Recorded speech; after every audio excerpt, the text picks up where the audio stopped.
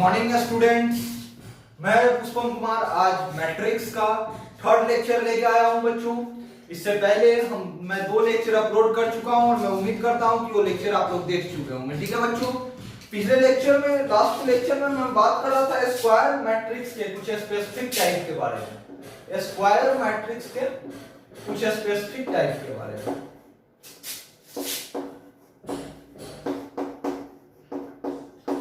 बच्चों ये डिस्कशन हमारा इसका स्क्वायर मैट्रिक्स के स्पेसिफिक टाइप का डिस्कशन हमारा अधूरा रह गया था। मैंने बोला था कि अभी लिख के आप लोग रख लीजिए, मैं इसको एक एक करके एक्सप्लेन अगले वीडियो में करूंगा।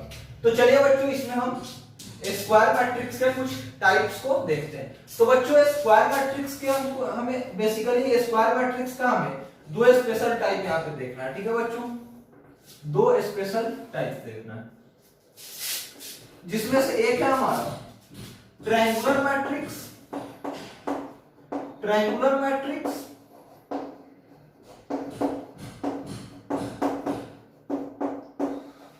और दूसरा है हमारा बच्चों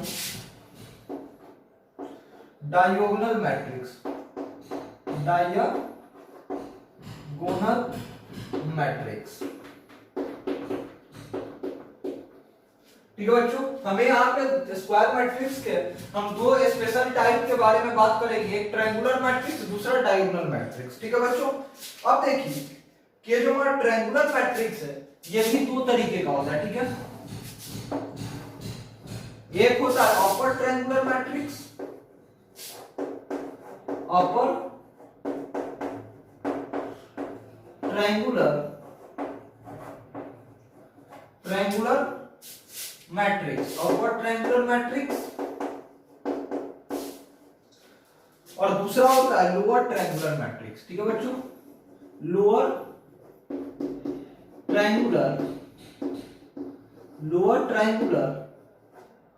मैट्रिक्स, लोअर ट्रायंगुलर मैट्रिक्स। ठीक है बच्चों, अच्छा सिमिलरली डायगोनल मैट्रिक्स का भी 2 स्पेशल टाइप होता है। डायगोनल मैट्रिक्स का भी 2 टाइप के बारे में हमें पढ़ना है। ठीक है, जिसमें से एक होगा आपका, एक हो जाएगा आपका स्केलर मैट्रिक्स,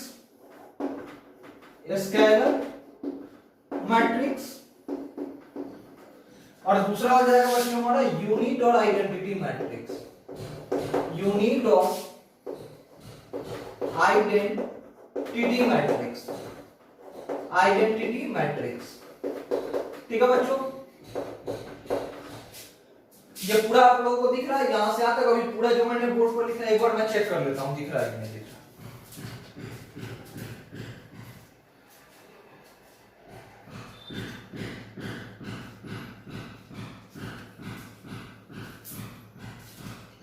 हाँ बच्चों, ये चीज आप लोगों को पूरा दिख रहा है। अब बच्चों एक एक टाइप को ब्रीफली मैं एक्सप्लेन करूंगा। ठीक है, एक एक टाइप को मैं ब्रीफली एक्सप्लेन करूंगा। ठीक है, तो चलिए सबसे पहले हम जानते हैं कि ट्रायंगुलर मैट्रिक्स क्या होता है। ये जो ट्रायंगुलर मैट्रिक्स है ये होता क्या है?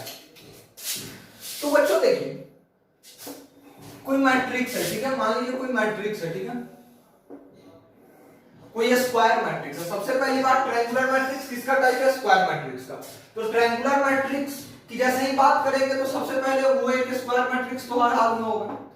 तो देखिए अब स्क्वायर मैट्रिक्स की क्या ऐसी खासियत होगी जिसको हम ट्रायंगुलर मैट्रिक्स बोलेंगे? मतलब स्क्वायर मैट्रिक्स का एक स्पेसिफिक टाइप ट्रायंगुलर मैट्रिक्स है, लेकिन कौन सी इसमें खासियत आ जाती है जिसके कारण हम इसका नाम ट्रायंगुलर मैट्रिक्स देते हैं? तो चलिए देखते हैं। तो देखिए जैसे कोई मैट्रिक्स है, ठीक है, जिसका प्रिंसिपल, मैं किसी 3x3 मैट्रिक्स को ले लेता हूं। ठीक है बच्चों, मैं एक एग्जांपल से समझाता हूं। मान लिया मैंने कि 3x3 मैट्रिक्स है, ठीक है, जिसका प्रिंसिपल डायगोनल वाला एलिमेंट है 1 2 3। इसको मैं ले लेता हूं 4, इसको मैं 5 और इसको 6 और इसको 0 0 0। ठीक है बच्चों, मैंने यहां पे 3x3 मैट्रिक्स लिया है। ठीक है, जरा ध्यान से देखिए बच्चों, इस 3x3 मैट्रिक्स में क्या है कि प्रिंसिपल डायगोनल, ये जो हमारा प्रिंसिपल डायगोनल है, ठीक है, मैंने आपको बताया था कि प्रिंसिपल डायगोनल स्क्वायर मैट्रिक्स को 2 पोर्शन में डिवाइड करता है। ठीक है बच्चों, तो देखिए यहां पर भी स्क्वायर मैट्रिक्स जो है ये 2 पोर्शन में डिवाइड कर रहा है। जरा ध्यान से देखिए, ऊपर वाले पोर्शन का, ऊपर वाले पोर्शन का सारा एंट्री देखिए जीरो हो रहा है, ऊपर वाले पोर्शन का सारा एंट्री जीरो हो रहा है, ठीक है। तो इसका नाम हम लोग दे देते हैं लोअर ट्रायंगुलर मैट्रिक्स। इसका नाम हम लोग क्या दे देते हैं? Lower triangular matrix, lower triangular matrix, ठीक है बच्चों, लोअर ट्रायंगुलर मैट्रिक्स। देखिए बच्चों, तो साफ साफ मैं यहां ये कहना चाहता हूं कि किसी स्क्वायर मैट्रिक्स के प्रिंसिपल डायगोनल, किसी स्क्वायर मैट्रिक्स के प्रिंसिपल डायगोनल के ऊपर वाले पार्ट का सारा एंट्री जीरो हो जाए, अगर प्रिंसिपल डायगोनल के ऊपर वाले पार्ट का सारा एंट्री जीरो हो जाए, तो उसे हम उस स्क्वायर मैट्रिक्स का नाम देते हैं लोअर ट्रायंगुलर मैट्रिक्स, ठीक है। उस स्क्वायर मैट्रिक्स का नाम देते हैं हम लोअर ट्रायंगुलर मैट्रिक्स, ठीक है बच्चों। और अगर किसी प्रिंसिपल डायगोनल के लोअर नीचे वाले पार्ट का सारा एंट्री जीरो हो जाए, नीचे वाले पार्ट का सारा एंट्री अगर जीरो हो जाए, तो उसका नाम हम देते हैं अपर ट्रायंगुलर मैट्रिक्स। उसका नाम हम क्या देते हैं बच्चों? Upper triangular matrix. जैसे इसी में आप देख सकते हैं, अगर इसके जगह मैं कर दूं 4, 5 और 6, ठीक है बच्चों, और इन तीनों की जगह कर दूं 0, 0 और 0, ठीक है बच्चों। अब क्या हुआ, देखिए कि प्रिंसिपल डायगोनल के नीचे वाले पार्ट का सारा एलिमेंट जीरो हो गया, नीचे वाले पार्ट का सारा एलिमेंट जीरो हो गया, ठीक है बच्चों, नीचे वाले पार्ट का सारा एलिमेंट जीरो हो गया। अब हम इसका नाम क्या देंगे? Upper triangular matrix. क्या नाम दे देंगे? Upper triangular matrix. तो मैंने बेसिकली बच्चों क्या बोला कि अगर प्रिंसिपल डायगोनल किसी स्क्वायर मैट्रिक्स के प्रिंसिपल डायगोनल के नीचे वाले पार्ट का सारा एंट्री अगर जीरो हो जाए, तो उसका नाम देते हैं अपर ट्रायंगुलर मैट्रिक्स। और अगर ऊपर वाले पार्ट का सारा एंट्री जीरो हो जाए, तो उसका नाम देते हैं lower triangular matrix. Upper part zero तो नाम क्या? Lower triangular matrix. Lower part का सारा एंट्री जीरो तो नाम क्या? Upper triangular matrix. समझ में आ रहा है बच्चों? समझ में आ रहा है? अब देखिए, चलिए तो अब आगे बढ़ते हैं। अच्छा बच्चों, तो यहां से ये तो क्लियर हो गया होगा, जब मैंने लोअर ट्रायंगुलर मैट्रिक्स को भी डिफाइन कर दिया, अपर ट्रायंगुलर मैट्रिक्स को भी डिफाइन कर दिया, तो अब तो डायरेक्ट आपको ट्रायंगुलर मैट्रिक्स का मीनिंग तो डायरेक्ट समझ में आ रहा होगा कि अगर देखिए, क्योंकि ये दोनों तो इसी का पार्ट है ना, तो अगर लोअर ट्रायंगुलर मैट्रिक्स हो या अपर ट्रायंगुलर मैट्रिक्स हो, दोनों में से किसी को भी अगर किसी एक नाम से बुलाना हो, तो हम क्या नाम से बुलाएंगे? Triangular matrix. यानी कि अगर ट्रायंगुलर मैट्रिक्स का डिफिनीशन हमसे कोई पूछता है, तो हम बोलेंगे कि किसी स्क्वायर मैट्रिक्स के प्रिंसिपल डायगोनल के ऊपर वाले पार्ट का सारा एंट्री जीरो हो जाए या नीचे वाले पार्ट का सारा एंट्री जीरो हो जाए। मैंने क्या बोला सुनिएगा कि अगर किसी स्क्वायर मैट्रिक्स के प्रिंसिपल डायगोनल के ऊपर वाले पार्ट का सारा एंट्री जीरो हो जाए या नीचे वाले पार्ट का सारा एंट्री जीरो हो जाए, कोई भी किसी भी एक पार्ट का सारा एंट्री जीरो हो जाए, तो उसका नाम हम देंगे ट्रायंगुलर मैट्रिक्स। उसका नाम क्या देंगे? Triangular matrix. और अगर लोअर पार्ट का सारा एंट्री जीरो हो जाए तो अपर ट्रायंगुलर मैट्रिक्स, और अपर पार्ट का ऊपर वाले पार्ट का सारा एंट्री जीरो हो जाए तो नाम देंगे लोअर ट्रायंगुलर मैट्रिक्स, ठीक है बच्चों। तो देखिए यहां तक आप लोगों को क्लियर हो गया होगा, यहां तक क्लियर हो गया है, तो इसको मैं मिटा रहा हूं, ठीक है। ये चीजें आप लोग लिख चुके हैं पहले से, तो मैं इसको मिटा रहा हूं, ठीक है, फिर मैं इसको एक्सप्लेन करता हूं।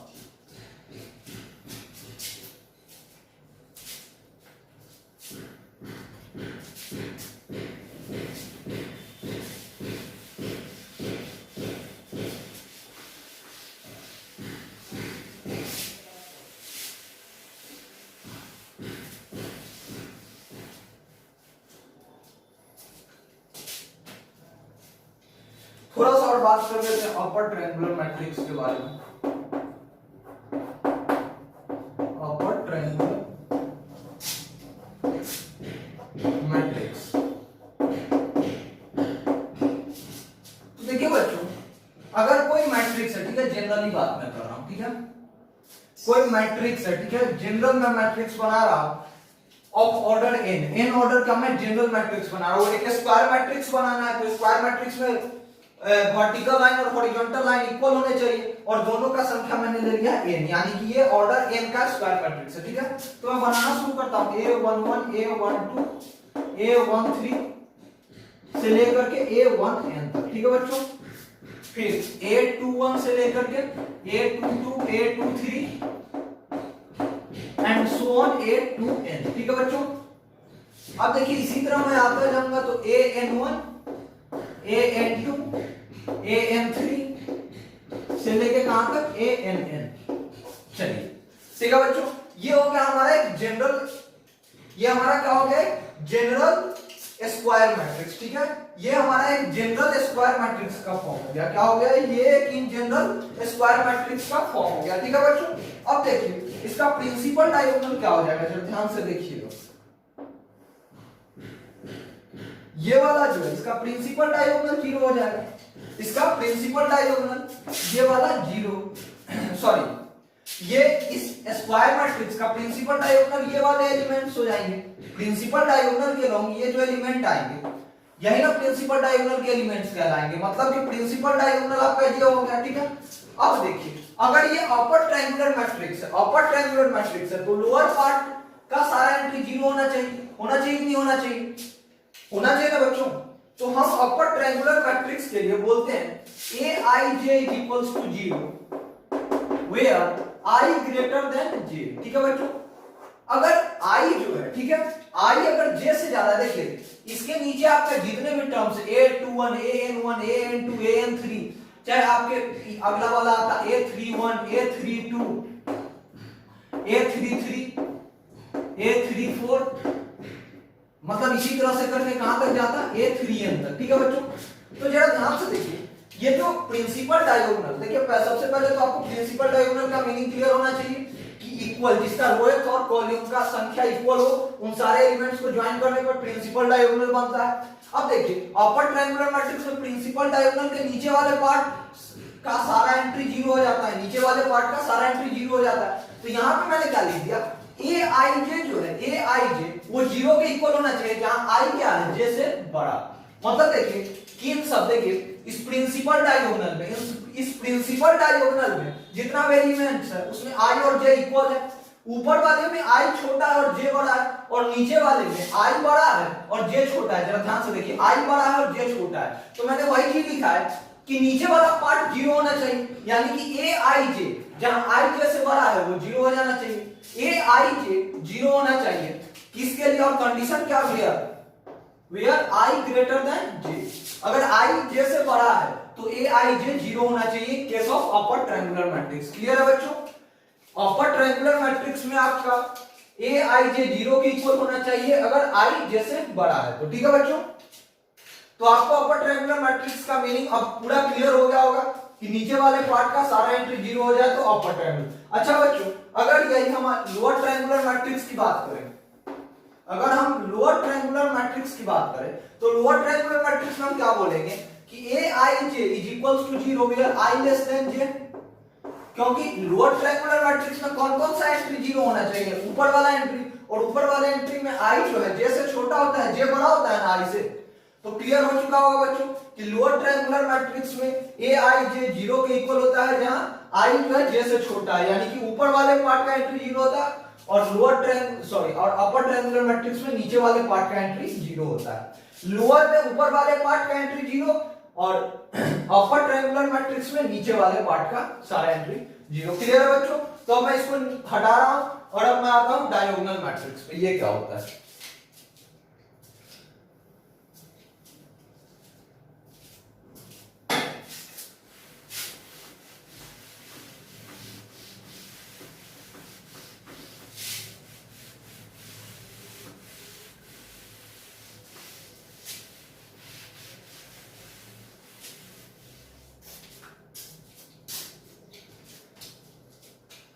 तो देखिए बच्चों अब हम बात करते हैं डायगोनल मैट्रिक्स। तो सबसे बड़ी पहली बात कि डायगोनल मैट्रिक्स होता क्या है। ठीक है, तो डायगोनल मैट्रिक्स एक ऐसा मैट्रिक्स, ठीक है, ऐसा मैट्रिक्स, सबसे पहले तो ऐसा स्क्वायर मैट्रिक्स, क्योंकि ये स्क्वायर मैट्रिक्स का पार्ट है तो डायगोनल मैट्रिक्स हर हाल में एक स्क्वायर मैट्रिक्स होना चाहिए। तो अब देखिए कि स्क्वायर मैट्रिक्स की क्या खासियत होगी कि वो डायगोनल मैट्रिक्स कहलाएगा। ठीक है, तो चलिए मैं दिखाता हूं। अगर एक स्क्वायर मैट्रिक्स में, ठीक है, प्रिंसिपल डायगोनल के अलोंग जो एलिमेंट आता है, ठीक है, प्रिंसिपल डायगोनल के अलोंग जो एलिमेंट आता है a11 a12 a13 से लेके अपना an तक, ठीक है बच्चों, एक स्क्वायर मैट्रिक्स में प्रिंसिपल डायगोनल के अलोंग जो एलिमेंट आता है उनको छोड़ के बाकी सारा एंट्री अगर जीरो हो जाए, ठीक है बच्चों, बाकी सारा एंट्री अगर जीरो हो जाए, देखिए मैं एग्जांपल से ही समझाता हूं, जनरल मैट्रिक्स में बहुत बड़ा बनाना पड़ जाएगा, तो इसलिए मैं एक एग्जांपल से आप लोगों को समझा देता हूं, ठीक है।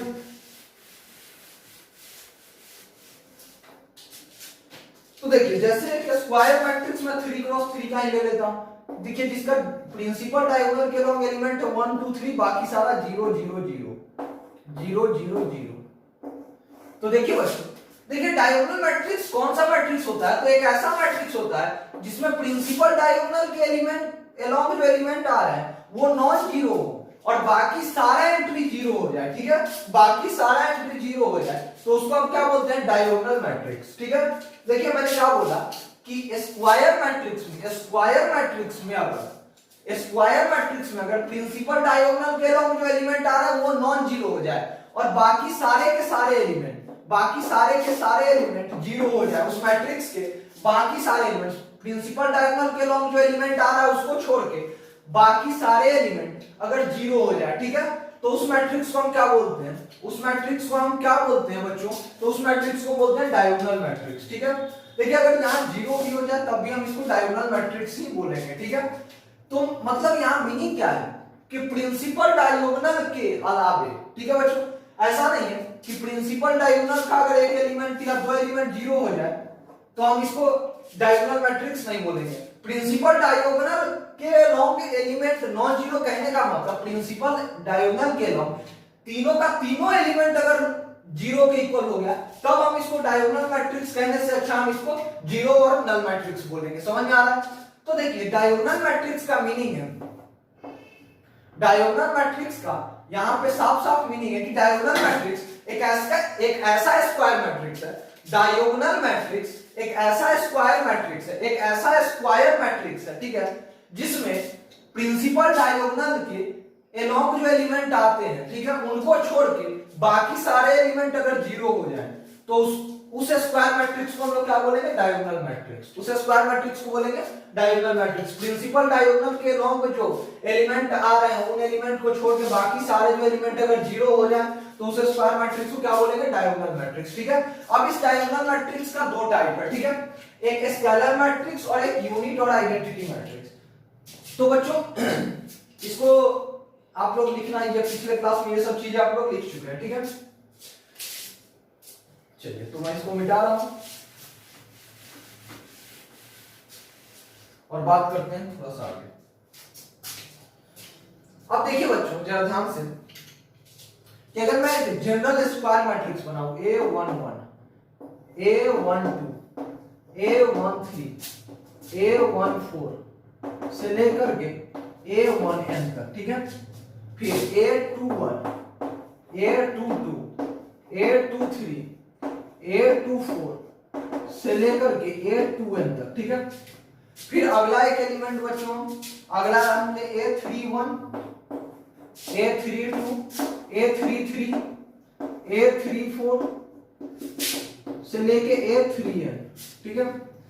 अच्छा इसी तरह अगला हम लेते चले जाए तो आखिरी वाला सबसे क्या हो जाएगा, AN1 AN2 AN3 AN4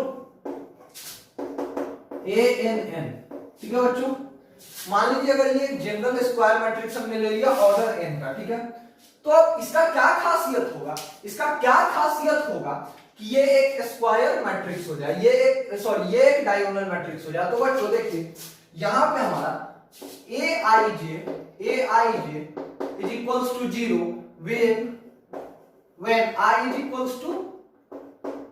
I not equals to j and aij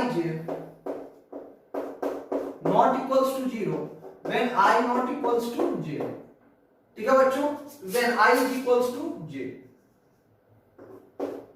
कहने का मीनिंग है बच्चों, मतलब इतना ही से डिफाइन हो जाएगा, आप सीधा समझिए ना। देखिए बच्चों, एक स्क्वायर मैट्रिक्स, ठीक है, एक स्क्वायर मैट्रिक्स हम डायगोनल मैट्रिक्स इन जनरल कब बोलेंगे, जब ए आई जे जो है, ए आई जे 0 के इक्वल हो जाए, जब आई जे के इक्वल नहीं हो। देखिए बच्चों, जब एलिमेंट प्रिंसिपल डायगोनल के अलोंग जो एलिमेंट होंगे उसमें आई और जे इक्वल आते हैं, बाकी सारे में आई और जे इक्वल नहीं आते हैं, तो वो सारे एलिमेंट जिसमें आई और जे इक्वल नहीं है, 0 हो जाए, तो क्या वो एक डायगोनल मैट्रिक्स नहीं हो जाएगा? बिल्कुल हो जाएगा। तो वही चीज यहाँ पे जनरलाइज करके लिखा हुआ है कि A I J is equals to 0 where I not equals to J, this implies square matrix is a square matrix is said to be a diagonal matrix, is said to be a diagonal matrix, diagonal matrix। समझ में आ रहा है बच्चों? चलिए, तो अब इससे आगे हम आते हैं और बात करते हैं स्केलर मैट्रिक्स के बारे में।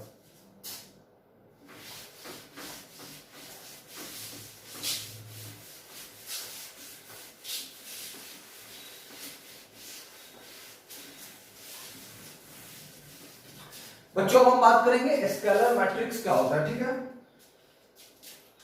तो देखिए बच्चों, स्केलर मैट्रिक्स ये डायगोनल मैट्रिक्स का कौन सा टाइप है? तो देखिए, एक स्क्वायर मैट्रिक्स में अभी मैंने बताया डायगोनल मैट्रिक्स क्या होता है, जिसमें प्रिंसिपल डायगोनल के अलोंग जो एलिमेंट है उनको छोड़ के बाकी सारे एलिमेंट क्या हो जाए, 0 हो जाए, तो उसको क्या बोलते हैं, डायगोनल मैट्रिक्स, ठीक है। अब इसी का एक स्पेशल टाइप है स्केलर मैट्रिक्स। तो ये कब होता है, कब एक डायगोनल मैट्रिक्स स्केलर मैट्रिक्स बन जाता है? तो बच्चों, अगर प्रिंसिपल डायगोनल के अलोंग जो एलिमेंट आ रहे हैं ना वो सब इक्वल हो जाए, मतलब ये तीनों 3 3 3 हो जाए, ठीक है। अगर प्रिंसिपल डायगोनल के अलोंग, देखिए प्रिंसिपल डायगोनल के अलोंग जितने भी एलिमेंट आ रहे हैं वो सब अगर इक्वल हो जाए, वो सबके सब अगर इक्वल हो जाए, प्रिंसिपल डायगोनल के अलोंग जो एलिमेंट आ रहे हैं वो सबके सब अगर इक्वल हो जाए, ठीक है, तो हम उस डायगोनल मैट्रिक्स का नाम देंगे स्केलर मैट्रिक्स, ठीक है बच्चों, स्केलर मैट्रिक्स।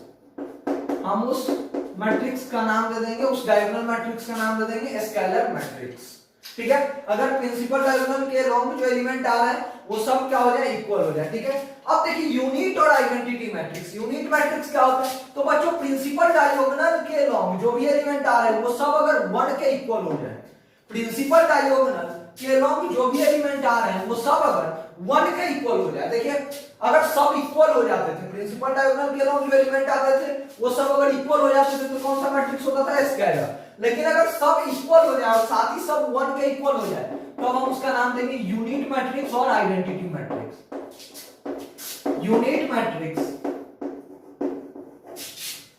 और आइडेंटिटी मैट्रिक्स, यूनिट मैट्रिक्स और आइडेंटिटी मैट्रिक्स। समझ में आ रहा है बच्चों? चलिए, यूनिट मैट्रिक्स और आइडेंटिटी मैट्रिक्स। चलिए बच्चों, तो पिछले क्लास में हमने जो जो चीजें बताई थी वो सब हमने अच्छे से यहाँ पे क्लियर कर दिया। अब हम आगे बढ़ते हैं और बात करेंगे दो मैट्रिक्स इक्वल कब होंगे, ठीक है।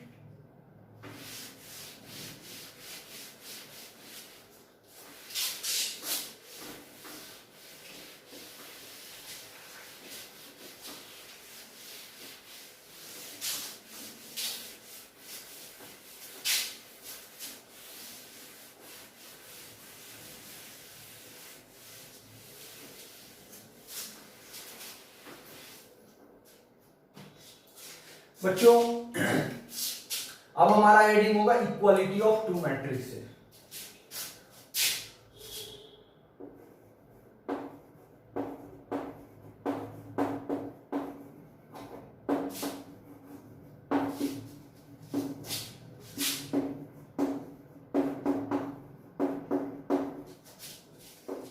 दो मैट्रिक्स इक्वल कब होंगे, ठीक है बच्चों।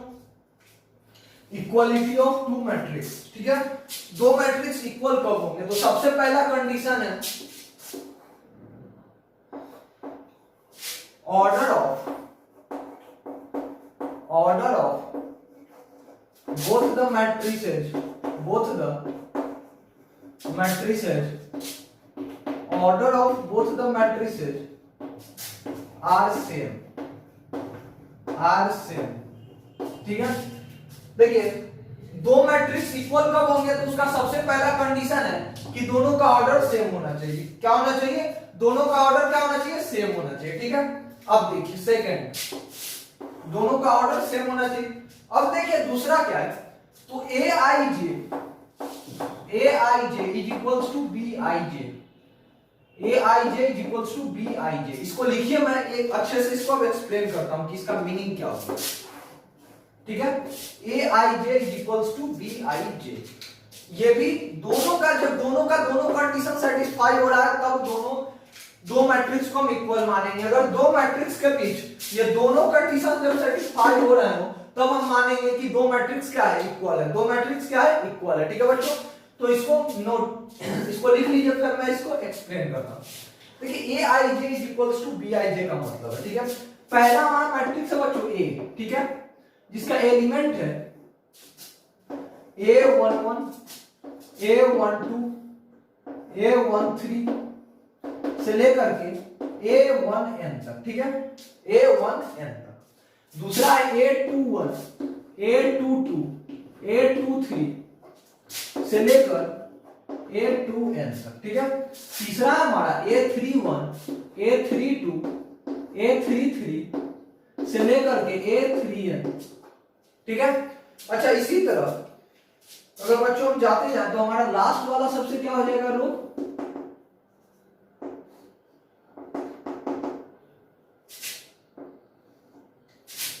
A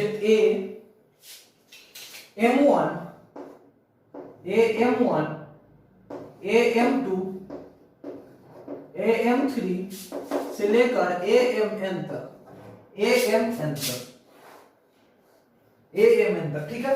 एक मैट्रिक्स है हमारा बच्चों ये, कि एक मैट्रिक्स है जिसका एलिमेंट है A11, A12, A13 and so on, A1n, फिर A21, A22, A23 and so on है, ठीक है बच्चों। एक हमारा ये मैट्रिक्स हुआ, समझ में आ रहा है ना बच्चों। लाइट चली गई है तो मैं लाइट आने के बाद इससे आगे कंटिन्यू करता हूं।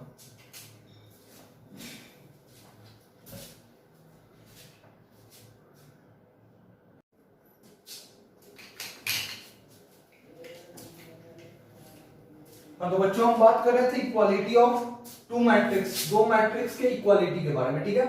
तो मैंने पहला समझा दिया था कि सबसे दो कंडीशन होंगे दो मैट्रिक्स के इक्वल होने के। सबसे पहले तो दोनों का ऑर्डर सेम होना चाहिए, दोनों का ऑर्डर क्या होना चाहिए, सेम होना चाहिए। अब दूसरा कंडीशन है A I J is equals to B I J, जिसका मैं मीनिंग समझा रहा था क्या मतलब है, ठीक है। तो मैंने एक इन जनरल मैंने एक आपका मैट्रिक्स यहाँ पे बना दिया, ठीक है। ए मैं दूसरा मैट्रिक्स बनाता हूं सेम ऑर्डर का, m क्रॉस n का यहाँ पे एक मैट्रिक्स है। अब दूसरा m क्रॉस n का एक और मैट्रिक्स मैं बनाने जा रहा हूं, ठीक है। फिर मैं दिखाऊंगा कि वो दोनों इक्वल कब होंगे। तो बच्चों ये आप लोग नोट कर चुके होंगे, नहीं नोट किया तो जल्दी से स्क्रीन पॉज करके नोट कीजिए, ठीक है। मैं इसको मिटाने जा रहा हूं।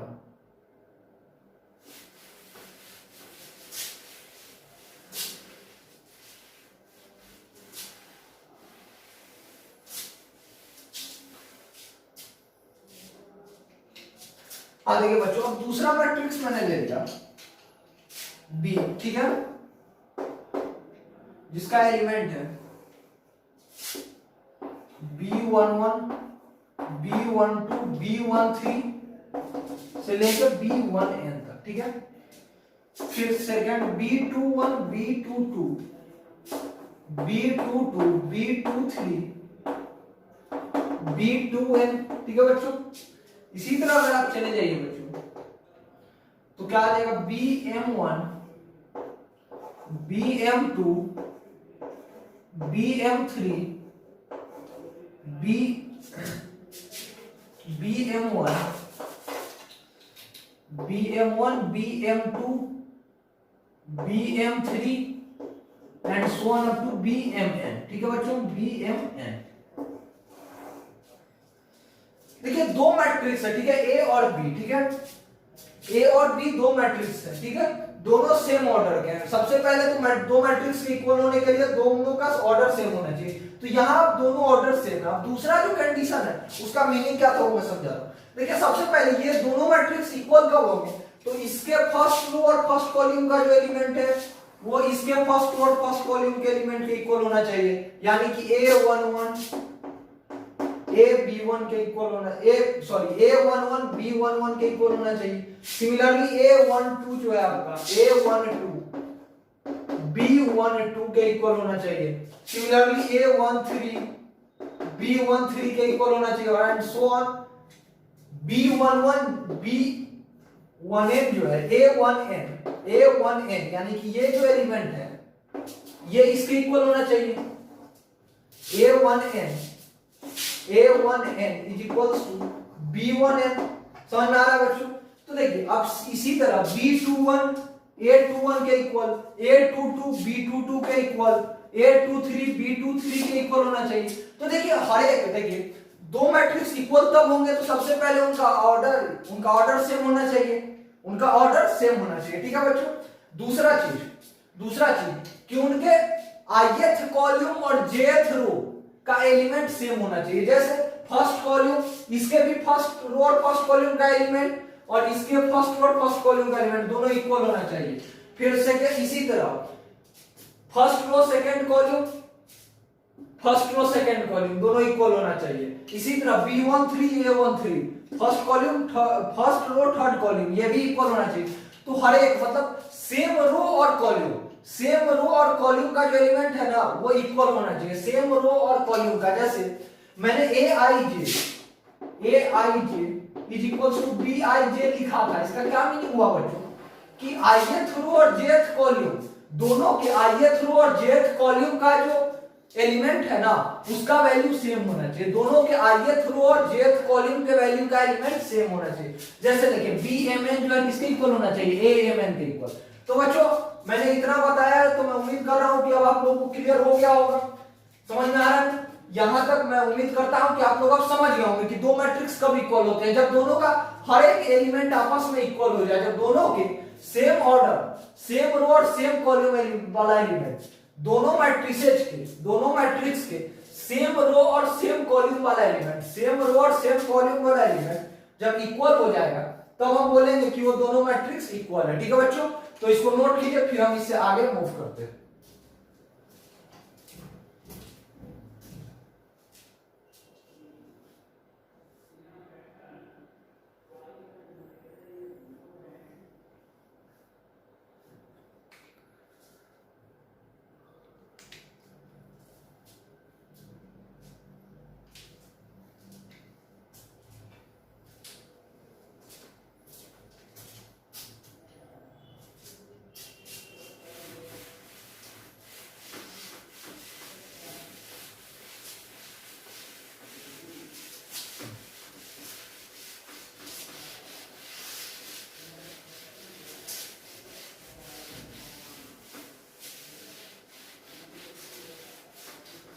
अच्छा बच्चों, मैं स्क्वायर मैट्रिक्स के स्पेसिफिक टाइप को जब मैंने पिछले क्लास में नोट करने के लिए बोला था, जब मैंने लिखने के लिए बोला था स्क्वायर मैट्रिक्स के स्पेशल टाइप्स को मैंने जब लिखने के लिए बोला था तो नीचे में दो नोट दिया गया था। ठीक है? नीचे उसमें सबसे नीचे था दो नोट था। ठीक है?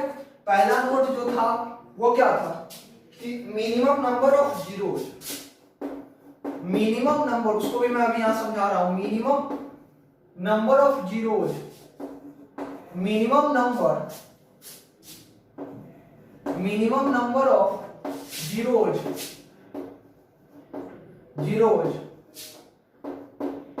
in the triangular matrix of order n. In triangular matrix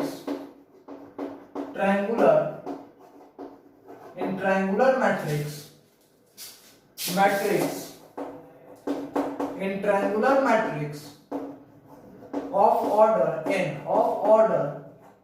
n is equals to n into n minus 1 upon 2, n into n minus 1 upon 2। ठीक है बच्चों? और दूसरा नोट था आपका कि minimum number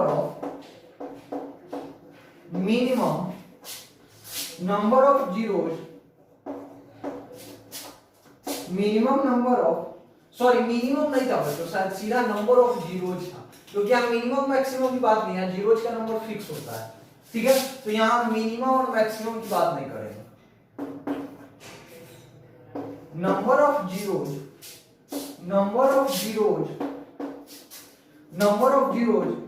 in diagonal matrix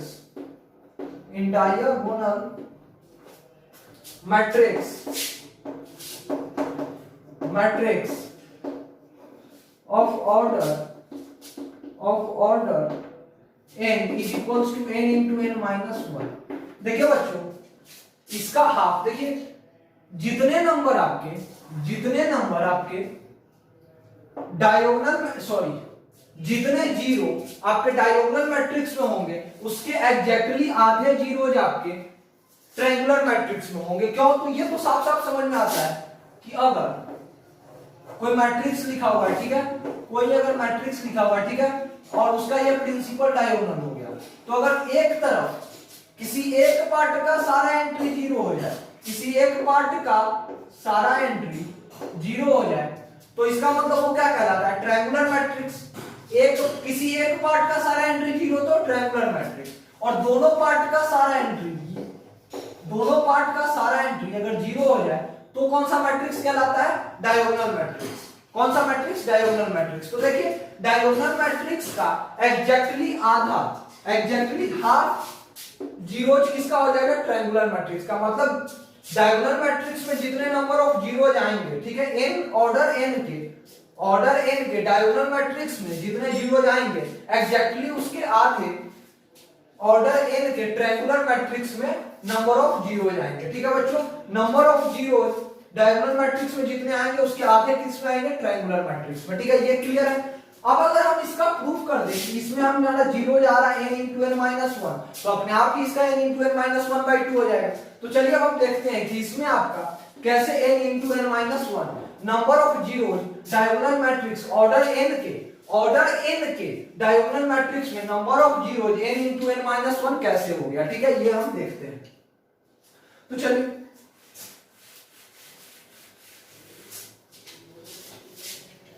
देखिए बच्चों,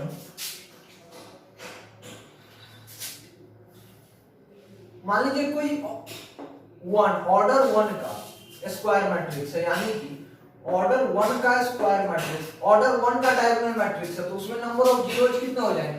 बच्चों मैं इसको मिटा देता हूं, ठीक है, तब मैं प्रूव करता हूं। इसको आप लोग नोट कर ही चुके थे पिछले क्लास में।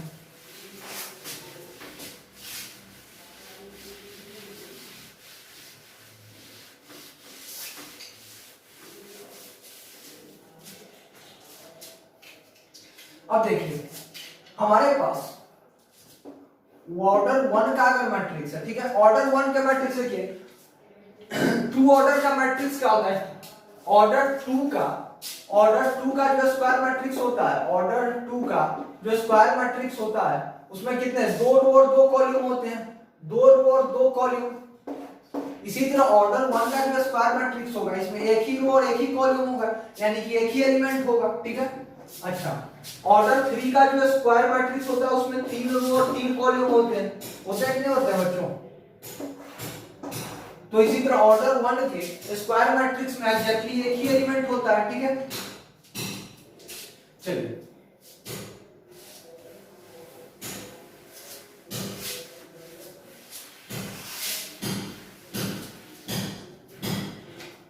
तो बच्चों देखिए,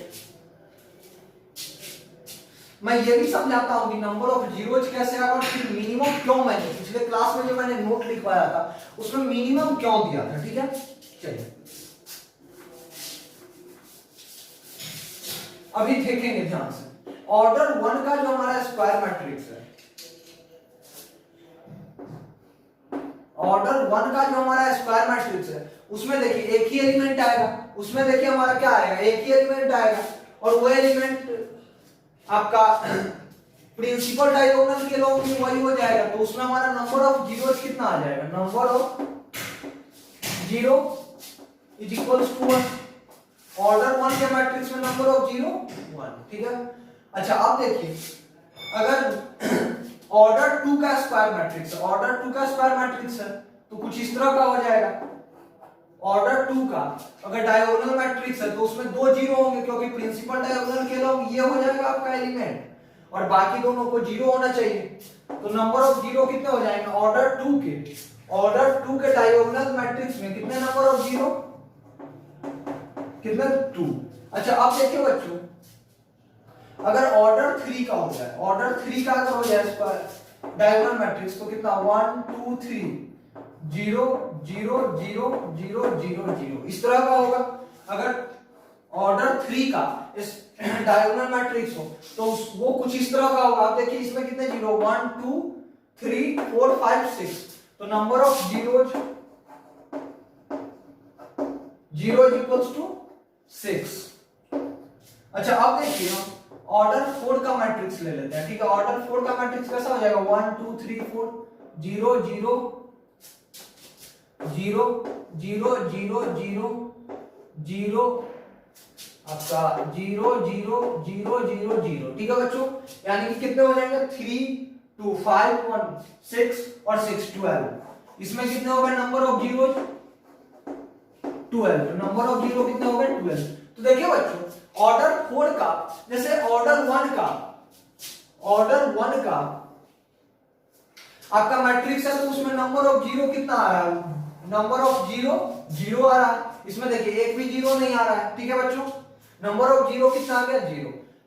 ऑर्डर 2 के डायगोनल मैट्रिक्स में जीरो का संख्या 2, 3 वाले मैट्रिक्स के 3 ऑर्डर के मैट्रिक्स में 6, 4 वाले में 12।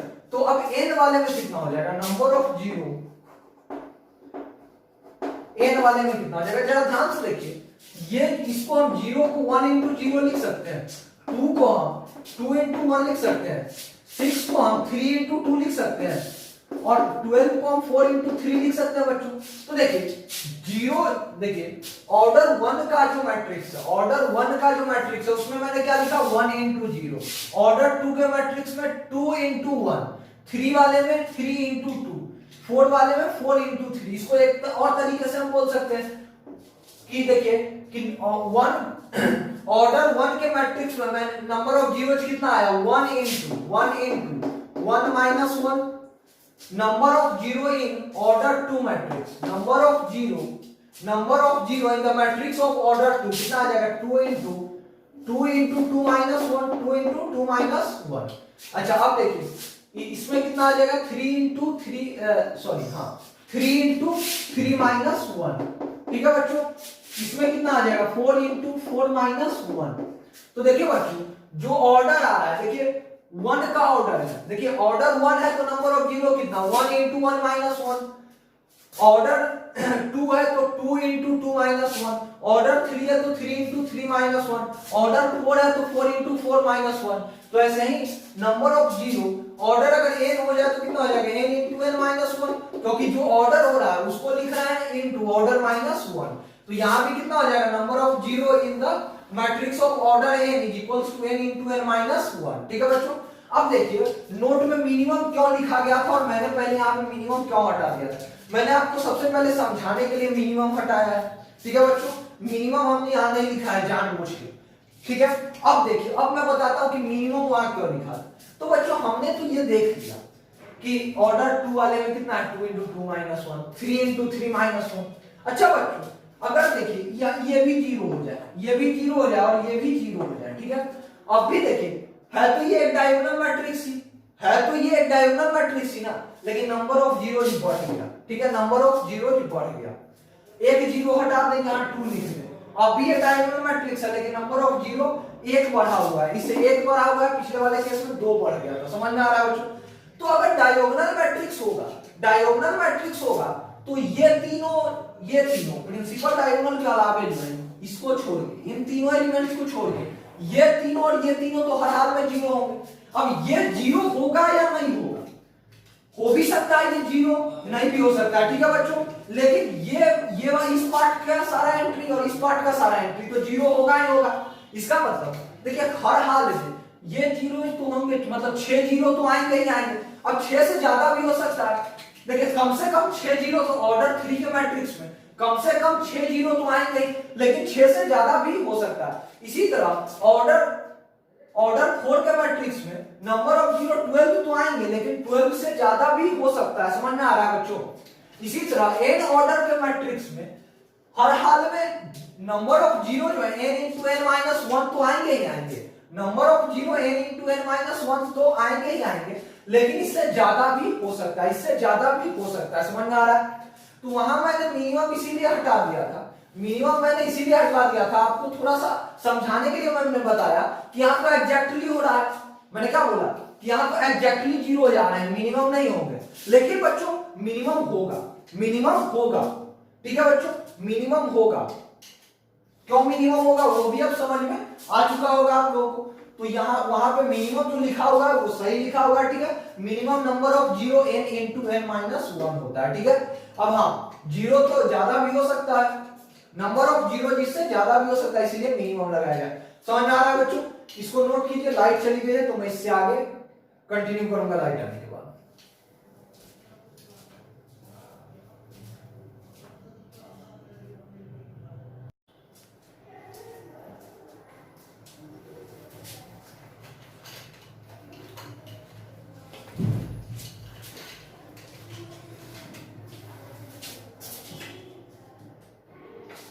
हाँ तो बच्चों ये चीजें अब आपको क्लियर हो गया होगा। अब एक क्वेश्चन करवाता हूँ मैं, इस पे क्वेश्चन दे रहा हूँ जो आप लोग बनाइए।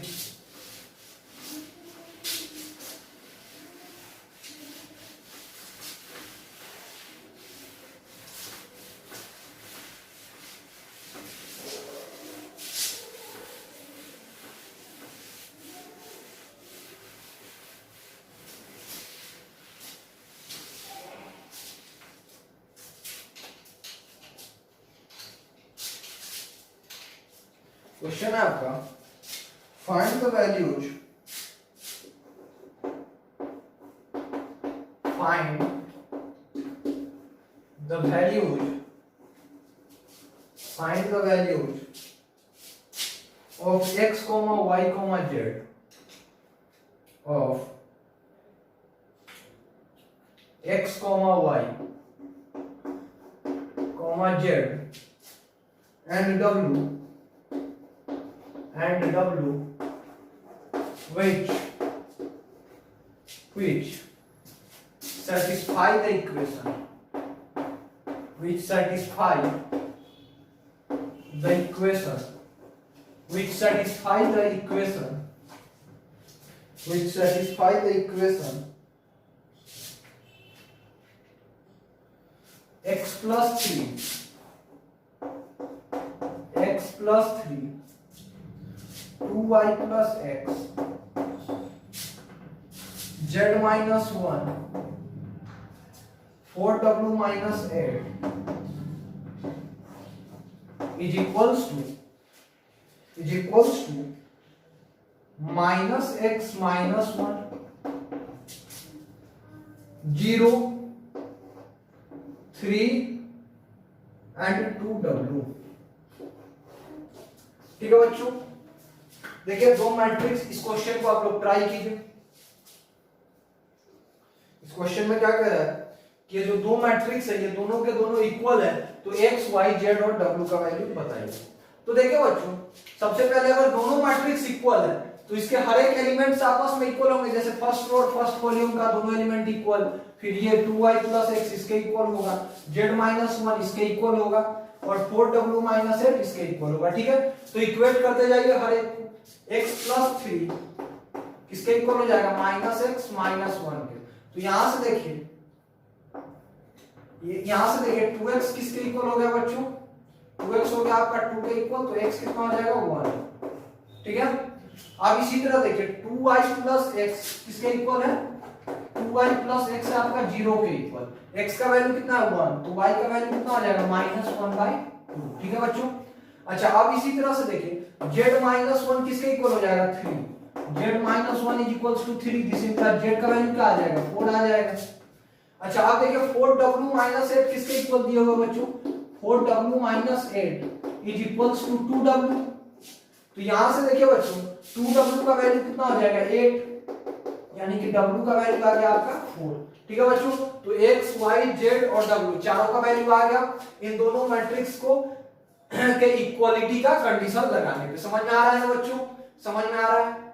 सबसे पहला कंडीशन क्या कि दोनों का ऑर्डर देखिए, तो दोनों का ऑर्डर सेम है, उसके बाद हर एक एलिमेंट को इक्वेट कर दीजिए आपस में, आ गया x, y, z, w का वैल्यू। समझ में आया ना।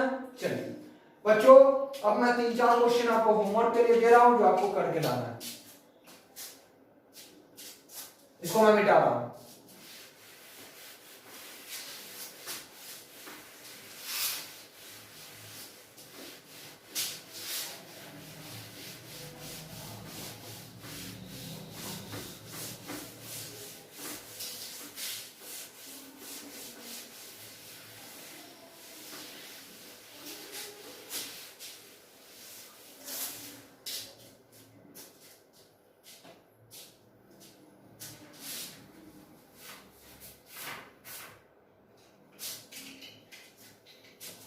होमवर्क के लिए कुछ क्वेश्चंस दे रहा हूं बच्चों, नोट करते जाइए।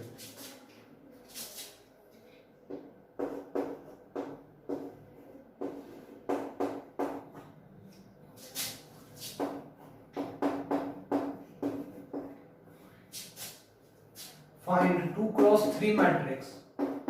Find 2 cross 3 matrix. Find 2 cross 3 matrix. Matrix Aij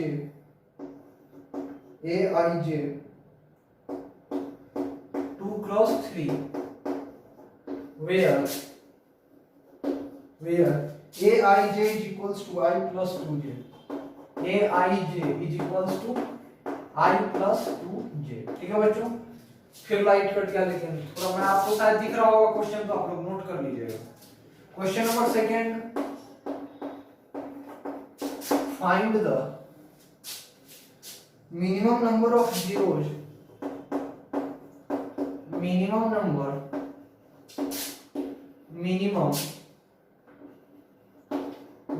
of zeros, find the minimum number of zeros in a triangular matrix, in a triangular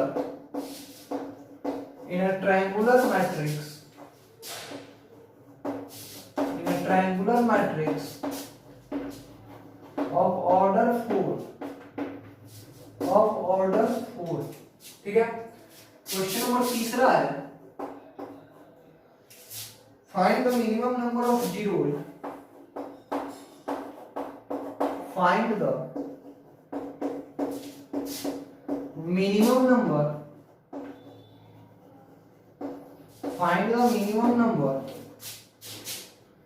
of zeros, find the minimum number of zeros in a diagonal matrix, in a diagonal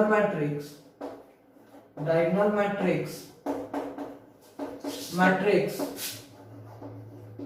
of order 4, of order 6 कर लीजिए, of order 6। आखिरी question है बच्चों हमारा कि if 2x plus y 2x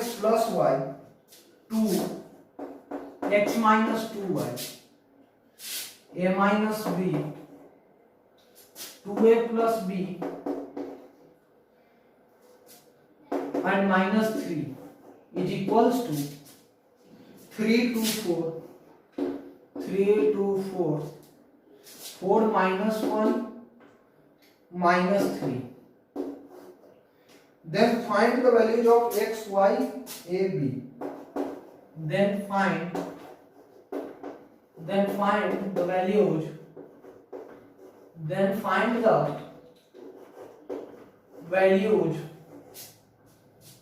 x, y, a and b। ठीक है बच्चों, ये चारों क्वेश्चंस आप लोगों को करके लाने हैं। इन चारों क्वेश्चंस को आप बना करके ग्रुप में जरूर सेंड कीजिएगा नोट्स के साथ ही। बच्चों एक चीज मैं बता दूं कि नोट्स सेंड करने के लिए मैं रोज बोलूंगा नहीं, आपको लेक्चर पढ़ना है और नोट्स सेंड कर देना है, आपको लेक्चर पढ़ना है और नोट्स सेंड कर देना है। ठीक है बच्चों, जो लोग मॉड्यूल ले चुके हैं वो लोग ये जान लीजिए कि ये जो मॉड्यूल का डू योरसेल्फ 1 है, मॉड्यूल का जो डू योरसेल्फ 1 है उसके ये चारों क्वेश्चंस है। तो जिनके पास मॉड्यूल है वो मॉड्यूल से इन क्वेश्चंस को डायरेक्ट देख सकते हैं, यहां से नहीं भी लिखेंगे तो काम उनका हो जाएगा। ठीक है बच्चों, और आप लोग ऑफिस से आकर मॉड्यूल ले जाइए, क्योंकि अब मैं मॉड्यूल का होमवर्क देना स्टार्ट करूंगा। समझ में आ रहा है बच्चों? सब लोग आइए मॉड्यूल लेकर के ऑफिस से जाइए। ऑफिस खुला हुआ है, स्टाफ यहाँ आ चुके हैं, इसलिए आइए और मॉड्यूल लेके जाइए। ठीक है बच्चों, इन क्वेश्चंस को जरूर बनाइएगा, चारों बहुत ही आसान क्वेश्चन है, आप लोगों से बन भी जाएंगे। ठीक है, थैंक यू वेरी मच।